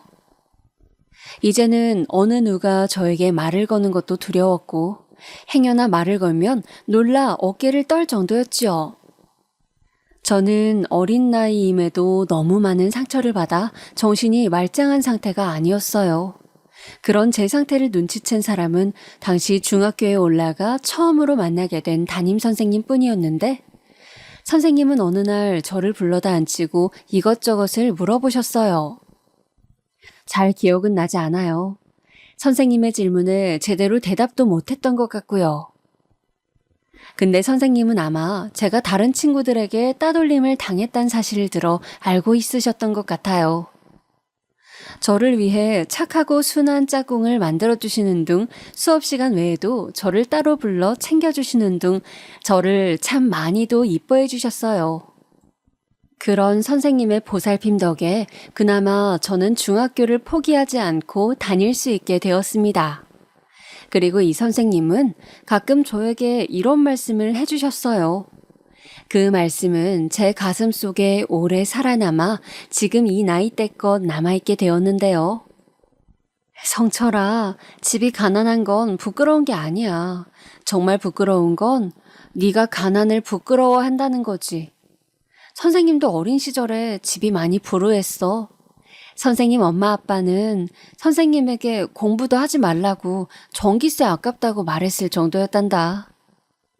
근데도 선생님은 열심히 공부해서 선생님이 되었어. 우리 성철이 같은 이쁜 아이들을 가르치고 싶어서 말이야.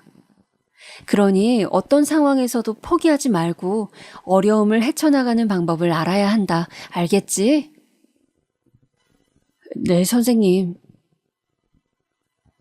그날도 아이들과 동떨어져 혼자 조용히 공부하고 터덜터덜 힘없는 발걸음으로 교실 문을 나가려던 때였는데 저를 붙잡고 하신 선생님의 그러한 말씀은 참 따뜻했습니다.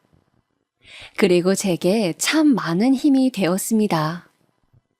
선생님을 보면 아주 가끔 엄마가 생각나기도 했고 저 역시 꿈을 가져야겠다는 생각도 마음 한켠 들었지요.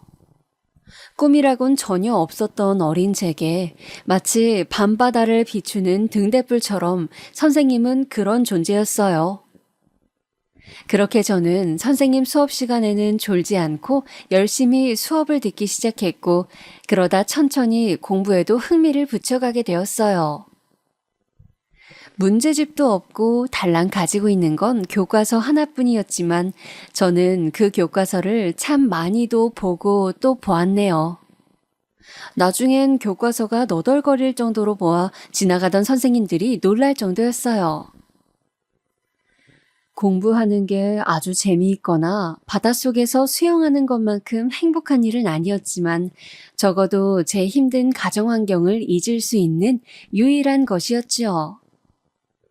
아버지가 술을 먹고 들어오는 날이 많아질수록 저는 공부에 더 몰입했고 아이들이 놀릴 때면 더더욱 연필을 쥐어잡았습니다. 그렇게 저만의 요령을 터득해 공부해 나가다 보니 어느새 저는 수석이 되어 있더라고요. 제가 공부를 잘하자 다른 아이들도 더는 저를 무시하지 못했지요. 선생님들도 저를 이뻐라 하셨고요. 늘 외톨이에 엄마 없는 고아 취급이나 받으며 자라던 제가 처음으로 다른 사람에게 인정받고 칭찬까지 받으니 그때부턴 저도 제 자신을 다르게 생각하기 시작했습니다. 자존감도 전보다 훨씬 높아졌고 이제는 누가 저를 놀린다 해도 맞대응할 준비가 되어 있었죠. 그런 자신감 넘치는 모습이 제 스스로도 참 마음에 들었어요. 하지만 저의 상황은 변해갔지만 집안 상황은 달라지지 않았어요. 아버지는 몇 번이나 직장에서 잘리셨고 결국 일용직을 해나가실 수밖에 없었는데 그마저도 나가지 않고 집에 있는 일이 많아지셨으니까요. 거기다 술을 마시는 날도 많아져 집안이 술병으로 꽉 차 발 디딜 틈도 없어졌습니다. 아버지, 술 좀 그만 드세요. 이러다 건강 해치실까봐 걱정이에요. 네가 뭘 한다고 잔소리질이야. 어따 대고 아버지한테? 네 일이나 잘해 임마. 어디 자식놈의 새끼가 부모한테 훈계질이야, 훈계질은. 제가 말려보려 해도 아버지는 도통 제 말을 듣지 않으셨어요. 오히려 술에 취해 흐트러진 발음으로 저런 말들을 늘어놓기 바쁘셨지요. 그러니 저도 아버지에게서 점점 손을 떼게 되었습니다. 처음에야 말리고 술병을 몰래 숨겨놓기도 하며 노력해보았지만 그 어떤 노력도 이미 알코올 중독자가 되어버리신 아버지 앞에선 무용지물이더라고요. 가끔 가다 친할머니가 오셔 아버지를 붙잡고 눈물을 흘리시며 제발 정신 좀 차리라고 우실 때가 있었는데 그럴 때 빼곤 아버지는 항상 술에 취해 계셨습니다. 넌 나한테 고마워해야 돼. 애미도 버린 널 내가 걷어 먹여줬잖냐. 네, 아버지, 감사해요. 그리고 망할년. 네 엄마는 망할년이다. 자식 새끼 버리고 남편 버리고 그게 사람이 할 짓이냐? 금수다. 네 엄마는 금수만도 못한 년이야. 내가 왜 걔를 데리고 살았는지. 그리고 아버지는 가끔 가다 이런 말씀도 하시곤 했어요. 그럴 때면 저는 아버지가 불쌍하기도 하고 아직도 엄마에 대한 감정을 못 잊으시고 사는 모습이 안타깝기도 했습니다. 이미 떠난 사람을 어떻게 하라고 그러시는 건지. 아버지는 제게 엄마를 찾아오라 소리소리를 지르기도 했어요. 아버지, 엄마를 어떻게 찾아요? 이제 와서. 아버지가 건강하게 잘 사시는 길이 가장 좋은 길이에요. 제발 아버지, 이제 술 좀 그만 드시고 저랑 같이 행복하게 살아요. 아들이 부탁하잖아요. 찾아오라고 당장. 그 바람난 년 찾아오라고. 허나 말씀드렸듯 아버지를 말릴 길은 없었고 저는 그냥 제 할 일을 해나갔어요. 어린애가 냉정하다고 말씀하실 수도 있겠지만 그때의 제겐 그게 살 길이었어요. 저를 지키는 방법이었죠. 제가 잘 되어야 우리 집도 일어날 거고 그럴 거면 우선 좋은 대학부터 가야 했으니까요. 제겐 나름의 계획이 있었습니다. 하지만 그 계획도 무너지고 말았습니다. 아주 처참하도록 말입니다. 어느 화창한 날이었어요. 그날도 열심히 수학 공식을 암기하며 공부를 하고 있는데 갑자기 선생님이 저를 잠깐 밖으로 불러내시더라고요. 성철아, 얼른 집에 가봐야겠다. 너희 아버지가 위독하다고 하시는구나. 제가 병원에 갔을 땐 이미 모든 상황이 끝난 후였어요. 아버지는 그날도 술에 취해 횡단보도를 건너다 트럭에 치여 이미 출혈이 너무 많으셨고 제가 왔을 땐 저를 알아보지도 못하셨으니까요. 친할머니만 아버지 곁에 앉아 아버지 이름을 부르짖고 계셨는데 저는 당시 실감이 나지 않아 아버지를 몇 분간 멍하니 쳐다보았던 게 기억이 납니다. 그때 의사 선생님이 제게와 아버님이 많이 힘들어하세요. 이제 마지막 인사를 하세요. 라고 말씀하셨어요. 아버지. 저는 그렇게 넋을 놓고 아버지의 이름을 부르다 아버지를 보내고 말았습니다. 아버지의 장례식은 참 초라했습니다. 아버지의 마지막을 보러 오는 조무객들은 몇 되지 않았고 저와 할머니만 덩그러니 앉아 영정사진을 바라보고 있을 뿐이었지요.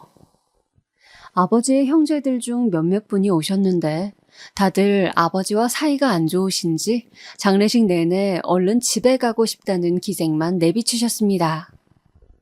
그때 어떤 중년의 여성분이 제 손을 붙잡으셔 깜짝 놀랐는데 아버지의 동생이신 고모라고 하시더라고요. 네가 성철이구나. 너 나 알아보겠니? 아, 네. 근데 너무 오래전이라. 아, 그래. 그럴 만도 하지. 여기 앉아봐라. 서 있느라 많이 힘들지? 물 좀 마셔. 유일하게 그 장례식장에서 고모만이 제게 따뜻하셨어요. 제게 학교는 잘 다니고 있는지, 아버지랑 살았을 때 형편은 어땠는지 하나하나 물어봐 주셨죠. 얼굴도 기억나지 않는 고모이지만 누군가 내 안부를 물어봐주는 어른이 있다는 것 자체로 안심이 되었는지 저는 그제야 모든 상황이 실감나며 그만 울컥했던 것 같아요. 아버지가 죽었다는 거, 제 옆에 더 이상 없다는 거, 이제 영영 돌아올 수 없는 길을 떠나셨다는 거, 그 모든 것을 상기하고 나니 울음이 그치질 않았어요. 그래서 저는 고모 앞에서 그야말로 엉엉 울고야 말았습니다. 고모는 그저 그런 저를 따뜻하게 안아주시며 더 울어 성철아, 괜찮아, 울어도 돼 라고 말씀해 주셨죠. 마지막 발인이 다 끝나고 나서 저는 이제 제 삶은 어떻게 되는가 잠깐 생각했던 것 같아요. 할머니와 함께 사는 걸까? 아니면 나 혼자 지내게 되는 걸까? 늘 술에 취해 계셨던 아버지였지만 아버지 없이 들어갈 빈집이 좀 무섭기도 했습니다. 근데 그때 저를 따뜻하게 위로해 주셨던 고모가 저에게 다가와 자기와 같이 살지 않겠냐고 말씀하시더라고요. 저랑 고모랑요? 고모도 아직 결혼을 못해서 혼자거든. 너가 우리 집 와서 살아도 눈치 볼 사람 없고 고모도 일 나가는 일이 대부분이니까 성철이만 괜찮다면 고모는 함께 살고 싶은데. 그때 저는 무슨 생각이었을까요? 저에게 처음으로 손을 내밀어주는 어른의 호의가 낯설기도 하고 두렵기도 했습니다. 그리고 그 손을 눈 딱 감고 모른 척 잡고 싶다는 생각도 했던 것 같아요. 하지만 저는 고개를 내저었어요. 아니에요, 고모. 감사하지만 저 혼자 잘 살아나갈 수 있어요. 나중에 언제 고모 집 한번 들릴게요. 정말 괜찮겠니? 나는 네가 걱정이 많이 되는데. 괜찮아요. 저 할머니도 계시고 이제 어차피 성인 될 날도 얼마 안 남았으니까 혼자 힘으로 살 수 있어요. 저는 일부러 다부진 척 얼굴에 밝은 미소까지 지으며 말했어요. 집에 돌아오는 길엔 이제 정말 혼자라는 생각에 마음 한구석이 텅 비어진 느낌을 지울 수가 없어 바보처럼 주저앉아 버릴 걸 알면서도 그땐 왜 그랬는지 모르겠네요. 그럼에도 고모는 제가 걱정이 되셨나 봅니다. 제가 집에 돌아간 이후에도 저를 보러 먼 지방에서 올라오셔서 바리바리 싸온 반찬들을 냉장고에 넣어주고 가셨어요. 아버지의 죽음 이후 처음 알게 된 고모는 저를 자식처럼 챙겨주셨어요. 나중에 들었지만 고모는 임신이 잘 되지 않아 한번 이혼을 당하신 아픔이 있다고 하더라고요. 그 뒤로 아이들만 보면 이뻐라 하시고 홀로 남겨진 저도 고모 자식 같으셨대요. 자식을 먼저 보낸 슬픔이 크셨는지 몇 달 후 할머니가 돌아가시고 정말 제가 혼자 되었을 때도 고모가 있었기에 그나마 버틸 수 있었던 것 같아요. 그러다 제가 대학을 갈 때쯤 고모는 제게 통장 하나를 건네셨어요. 고모, 이게 뭐예요? 성철아, 이거 고모가 열심히 모은 돈이야. 성철이 네가 꼭 써줬으면 좋겠어. 고모, 나 이 돈 받을 수 없어요. 고모가 어떻게 모은 돈인데. 비밀번호는 성철이 네 생일이야. 내가 구두쇠 기질이 있어서 돈을 잘 안 쓰고 모아놓곤 했는데 이렇게 쓰이라고 너한테 가라고 그랬나 봐. 고모는 이 돈으로 우리 성철이 공부시킬 수 있어서 무지 행복해. 성철아, 앞으로 인생에서 힘든 일 많았겠지만 그럴 때마다 고모가 우리 성철이 응원하고 있다는 거 기억하렴, 알았지? 문득 저는 고모의 얼굴을 바라보다 옛날 제게 잘해주셨던 선생님이 생각났어요. 그저 제가 행복해지길 바란다는 이유로 아무 대가 없이 자신의 것을 나눠주신 어른들이었지요. 저는 그날 고모의 온기가 담긴 통장을 받으며 제게 이런 선함을 베풀어 주신 어른들의 마음을 잊지 않겠다고 다짐했습니다. 저는 성적대로 우리나라 최고의 대학에 합격했고 좋은 회사에 들어가 이제는 어느덧 엄마 없는 고아라느니 가난뱅이라느니 하는 수식어를 떼고 한 집안의 가장이 되었습니다. 저는 회사에서 제 아내를 만났는데요. 아내는 무척이나 현명한 여자였어요. 제가 회사 생활을 힘들어했을 때 옆에서 도와준 사람도 아내였고 회사를 나와 제 회사를 차리며 힘든 시기를 보내고 있을 때도 묵묵히 기다려준 사람도 아내였어요. 사실 아내와 제가 연애를 하게 된 계기는 조금 재밌고 웃기기도 해서 잠깐 무거운 얘기를 던지고 말씀을 드려볼게요. 그날은 제가 회사 근처 커피숍에서 커피를 들고 업무를 하러 올라가는 길이었어요. 그런데 그날따라 엘리베이터가 말썽이더라고요. 어쩔 수 없이 커피와 무거운 서류철을 들고 한 칸 한 칸 위로 올라가는데 아내도 마침 뒤에서 숨을 헥헥거리며 올라오더라고요. 저희 회사가 13층이었거든요. 저와 아내는 둘 다 등산하는 기분으로 위로 올라가는데 문득 아내가 신고 있는 구두가 보였어요. 아내는 그 구두 때문에 더 힘들어하는 것 같았어요. 저 구두 벗고 올라가시는 게 어떠세요? 네? 구두요. 구두 때문에 더 힘드신 것 같은데 저 주세요. 아내는 고민을 하다 천천히 구두를 벗었고 저에게 구두를 넘겼어요. 근데 구두를 벗으니 아내 발이 말이 아니더라고요. 구두가 꽉 끼었는지 물집이 잡혀 있었고 하나는 터져 있었어요. 아내도 아픈지 살짝 미간을 찡그리더라고요. 저는 그때 마침 늘 주머니 속에 가지고 다녔던 반창고를 하나 건네었어요. 종이 넘기다가 손가락이 자주 베어 밴드를 들고 다니곤 했거든요. 아내는 민망해했지만 저는 아내 발 상태가 안 좋아 보여 반창고 붙이는 걸 도와주었어요. 근데 그때 가까이서 본 아내의 얼굴이 무척이나 이쁘더라고요. 속으로 은근한 기류가 흐르는 걸 느끼었지요. 그 후 아내가 옆부서라는 것을 동료에게 들은 뒤론 일부러 그 옆을 지나가기도 하고 넌지시 아내에게 인사를 건네기도 했네요. 아내도 제가 자신에게 호감이 있다는 걸 알았는지 언젠가부터는 제 인사를 부담스러워하더니 나중엔 제 적극적인 구애를 받아들여 연애를 하고 결혼으로까지 골인을 하게 되었습니다. 다만 아무리 좋아하는 아내라 할지언정 결혼이 쉽지는 않았어요.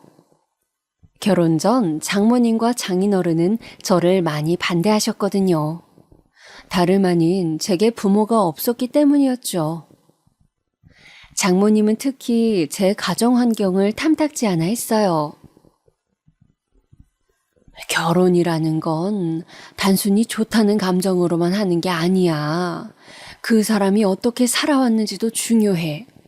근데 엄마가 어렸을 적 집 나가고 아버지도 돌아가신 거면 혼자 자란 거나 다름없는데 너와는 달라도 너무 다른 환경에서 자란 사람을 어떻게 믿을 수가 있겠니? 난 도통 믿음이 안 가는구나. 물론 자넨 내 말이 섭섭할 수도 있겠지만 나도 내 귀한 외동딸 보내는 거니 이런 말 하는 거 이해해 주게. 네, 장모님. 장모님 하시는 말씀 다 이해합니다. 제가 장모님이라도 저를 받아들이기 쉽지 않았을 겁니다. 그런데요, 장모님, 비록 어머니는 오래전에 집 나가시고 아버지는 돌아가셨지만 저에겐 주변에 좋은 어른들이 참 많았습니다. 저를 위해 지방에서 반찬을 싸우시는 고모도 있었고 좋은 말씀을 해주시는 선생님도 있었어요. 그 어른들 덕분에 한 번도 방황하지 않고 바르게 자랄 수 있었고요. 결혼이라는 게 장모님 말씀처럼 두 사람 감정이 그저 좋다고 이루어질 수 없다고 생각합니다. 그렇기에 저와 4년이나 만날 이 사람, 저희 둘 그 누구보다 잘 살 수 있을 거라고 생각합니다. 저도 이 사람도 서로를 많이 믿고 있어요. 저에게 한 번만 기회를 주십시오, 장모님. 놀랍게도 장모님은 저의 말 한마디에 저희의 결혼을 승낙해 주셨어요. 한번 자네를 믿어보겠다고 한마디 말 속에 자네의 됨됨이가 느껴졌다고 하시더라고요.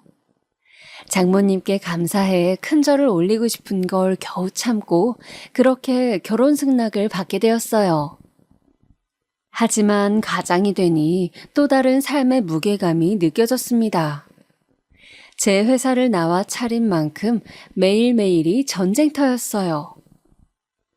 직원으로 일하고 있을 때야 최악의 경우 잘리는 거였지만 그래도 다른 회사를 가면 되니 압박을 훨씬 덜 느꼈는데 제 회사이고 또 제가 먹여 살려야 할 직원들이 있다 보니 하루하루 허투루 살아갈 수가 없겠더군요. 그리고 저의 두 아들 성준이와 성민이에겐 절대 죽어도 가난을 물려주고 싶지 않았기에 더 열심히 아등바등 살았던 것 같아요.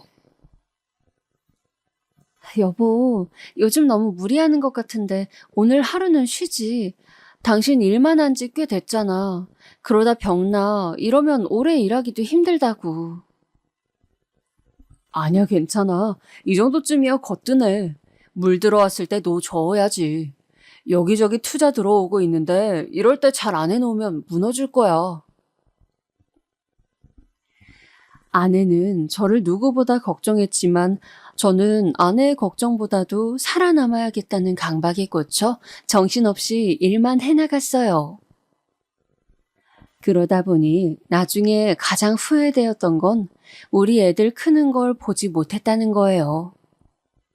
매일 야근하고 늦게 들어가다 보니 볼 수 있는 건 애들 자는 얼굴이었거든요. 애들 깨울까봐 다가가지도 못하고 옆에서 지켜보는 걸로 하루의 고단함을 달래곤 했어요. 성준아, 성민아, 이 아빠가 꼭 성공해서 우리 성준이, 성민이한테 세상에서 가장 자랑스러운 아빠가 될게. 꼭 그럴게. 전 그렇게 말하며 아이들의 머리를 쓸어주곤 했습니다. 모르겠습니다. 제가 당시 매일 그런 생각을 했던 이유는 아마도 아버지의 가난이 제게는 많이도 상처였기 때문일 거예요. 가난 속에서 아이들이 자라면 어떻게 되는지, 상처를 입고 자라는지 누구보다 경험으로 잘 알고 있었기 때문에 그러했지요. 그러다 사건이 일어나게 된 건 바로 전년도였어요. 잘 나간다고 생각했을 때쯤 회사가 무너지고 만 것이죠. 믿었던 저희 직원 중 한 명이 저희 회사의 정보와 기술을 다른 회사로 들고 가면서부터 일이 시작되었어요.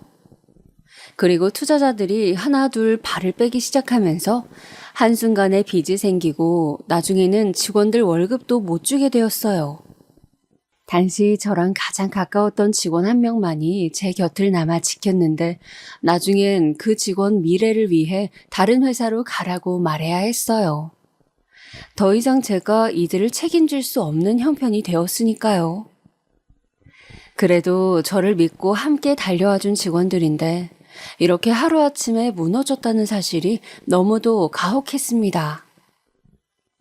발빠르게 돈을 빌리고 어떻게든 상황을 나아지게 하기 위해 돌아다녀 보았지만 아무도 제게 도움을 주지 않았지요.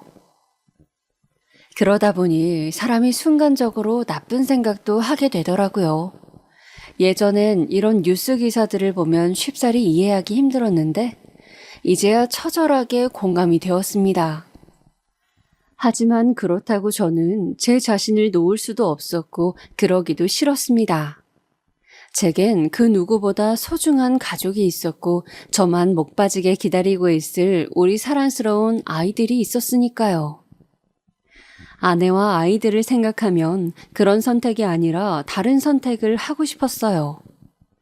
그래서 처음부터 다시 시작하는 마음으로 모든 것을 내려놓고 아내에게도 아이들 데리고 친정에 가 있으라고 했네요.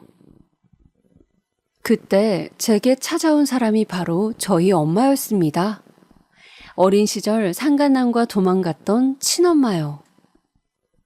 무슨 일이라도 해야 할 것 같아 저는 당시 공사장 막노동판에서 일을 하고 있었어요.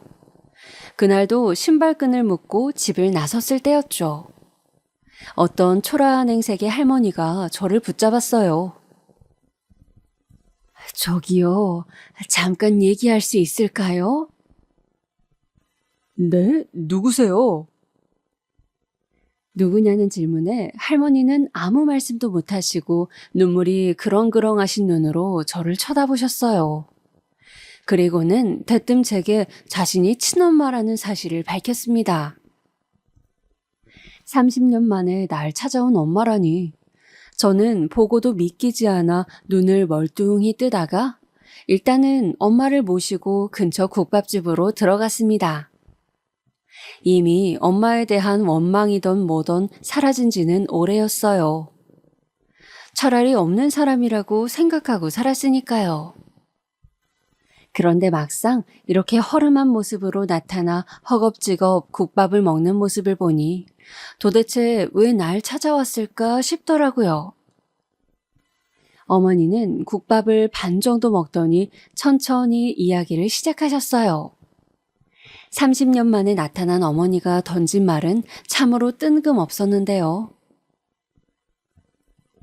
내가 갑자기 나타나 놀랐지?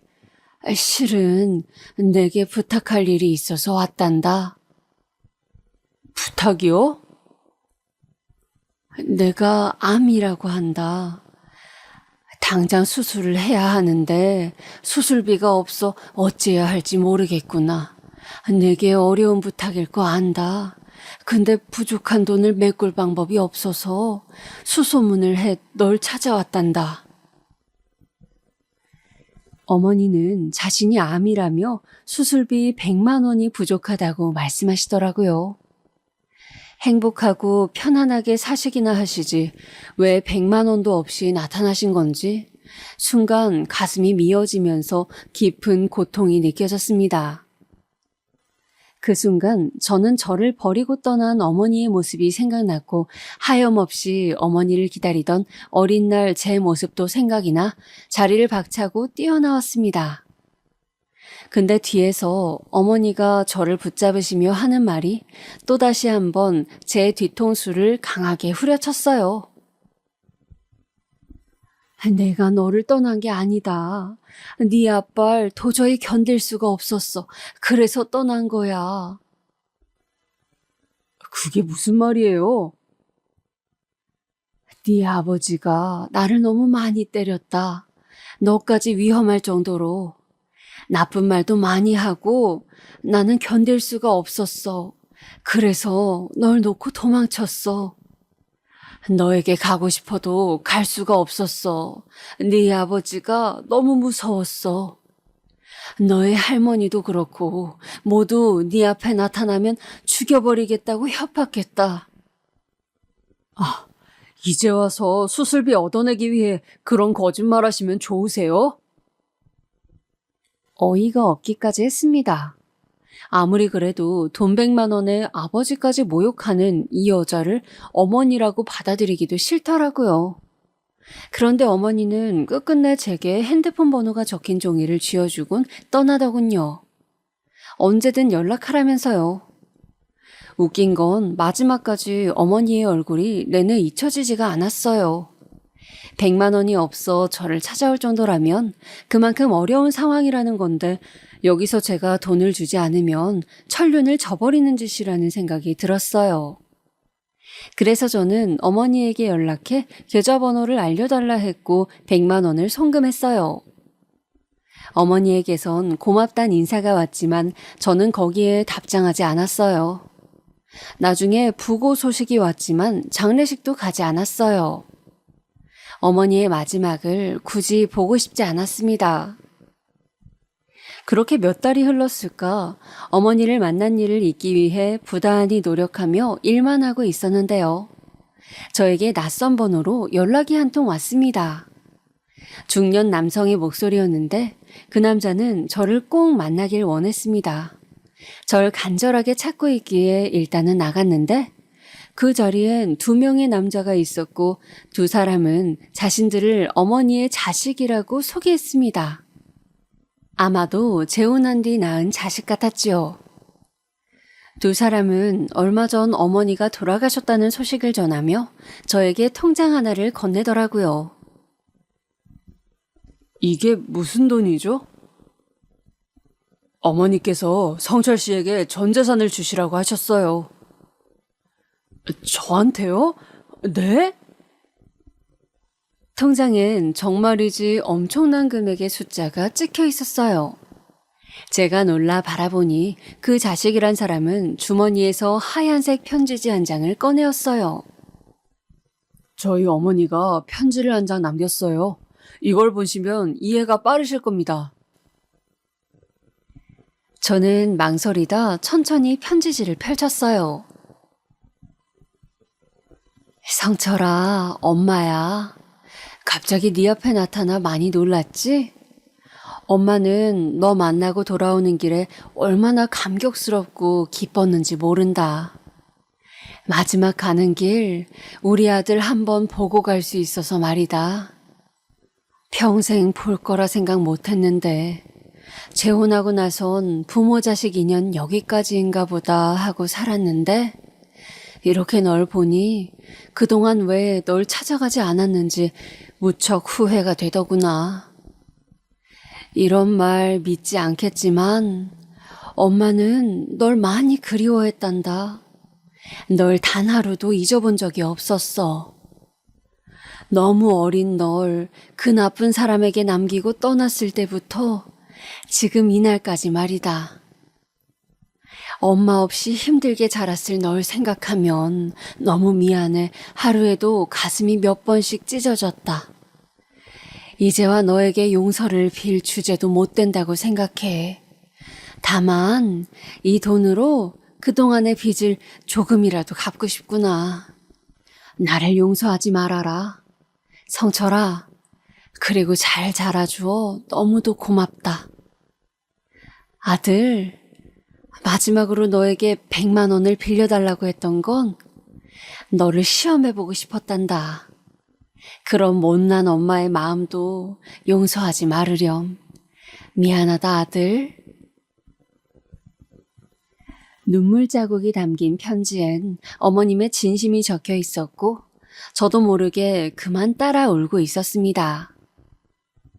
어머니의 또 다른 자식은 함께 눈물을 훔치며 말했습니다. 어머니는 한평생 성철 씨를 그리워하셨어요. 저희에게 숨기고 싶어 하셨지만 늘 들키셨죠. 그리고 일을 정말 열심히 하셨어요. 나중에 성철 씨를 찾고 싶다고 하면서요. 저희 때문에 성철 씨를 찾진 못했지만 어머니는 성철 씨 사진을 지갑 속에 넣고 다니셨을 정도로 보고 싶어 하셨답니다. 저희가 어머니 배 아파 낳은 자식이 아니었지만 친자식처럼 정말 잘해주셨고 저도 어머니의 마지막 의사를 존중해드리고 싶어 전 재산을 넘기는 거에 찬성하게 되었습니다. 그러니 이 돈 받아주세요. 저는 편지지를 가슴 주머니에 넣고 통장을 받은 후에도 한참이나 울었습니다. 그리고 서둘러 고모에게 갔어요. 사실을 확인하고 싶었지요. 고모에게 찾아가니 고모는 화들짝 놀란 얼굴로 제 엄마가 남긴 편지를 보다 이내 모든 사실을 시인했습니다. 그래, 맞다, 성철아. 맞아. 우리 오빠가 네 엄마한테 너무 모질게 굴었어. 나도 알고 엄마도 알고 다 알고 있었어. 그래서 나는 네가 엄마 없이 큰 게 너무 불쌍했어. 어린 너에게 오빠 욕을 할 수는 없었지만 진실을 밝힐 수는 없었지만 나라도 너에게 잘해주고 싶었어. 저는 나중에 가족들과 함께 어머니가 모셔진 곳을 찾아갔습니다. 어머니의 돈으로 회사도 일으켰고 가족들도 다시 건사하게 됐으니 이 감사한 마음도 전하고 오랜 시간 어머니를 미워한 마음도 털어버리고 싶었어요. 어머니, 성철이 왔습니다. 고맙습니다, 어머니. 그곳에선 부디 평안하게 사세요. 그리고 제 자식들, 어머니 손주들 잘 키우고 저도 훗날 어머니 보러 갈게요. 저는 그 말을 하며 어머니가 생전 좋아하셨다고 하는 수국꽃을 놓아드렸어요. 제 자식들에게도 할머니라고 소개를 시켜주었고요. 어머니께서 아마 오늘 이 사연을 듣고 계실 줄 모르겠습니다. 아마 하늘에서 듣고 계시다면 조금은 기뻐하고 계시겠지요. 마지막으로 어머님, 고단하셨던 인생 그 짐 내려놓고 이제는 편히 쉬세요. 우리 다시 만나는 날까지 안녕히 계세요.